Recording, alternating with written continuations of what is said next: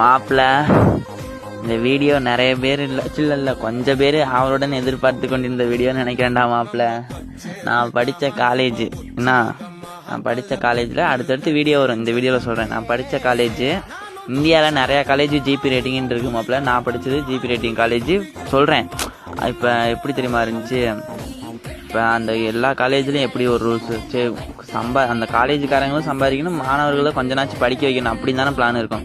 ஒரு 100க்கு ஒரு 70% படிக்க வைக்கணும், 30% மாணவர்கிட்ட இருந்து கொள்ளையடிக்கணும் அப்படின்னு இருக்கும்.